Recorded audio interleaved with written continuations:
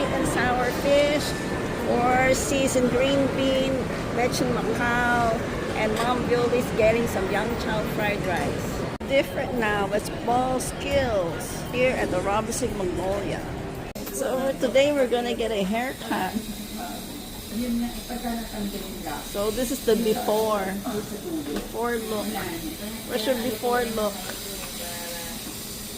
Get your haircut. Yeah, and who's cutting it? Look, Mom Billy cuts her hair. Hindi siya makaibigay. Basain mo na naman tubig yun. Kasi umaano yan eh, paano bang ano, nagkikinking. Opo, ito po.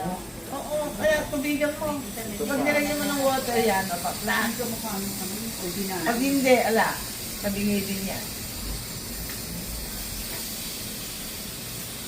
Basain mo lang yung ilalim. There, Mom Billy chop her hair. No. No. Not done. He gonna trim my hair. No, but at home, what do you do with your hair when you get bored? Chop-chop. Oh, see, that's why I said you chop your own hair. Kasi tabi-tabi eh. Kulot kasi na. Oo, kaya gano'n niya kulot eh. Eklihan ko na lang kung pinaka-ilalim. Ha? Ito ano mama, ano? Hindi po. Saka umaalsa siya. Oo. Ito talagang part na ito eh. Kaya may plancha ako sa bahay eh. Pinaplancha ko. Pagka, ano, naligo ako, ano. Hindi, kulot-kulot.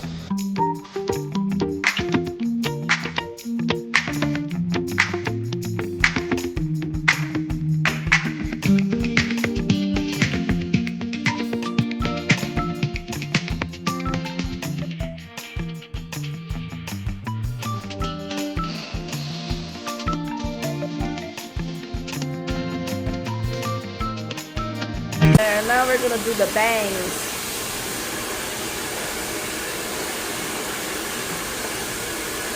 There, it's no more chop.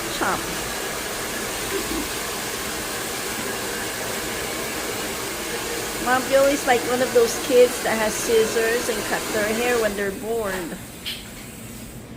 We just had a haircut at Headway. This food at Wingzilla here and located at Thomas Morato. There, this is the area where it's a crossing location. How the facility looks like when you eat here, and there's the drinks.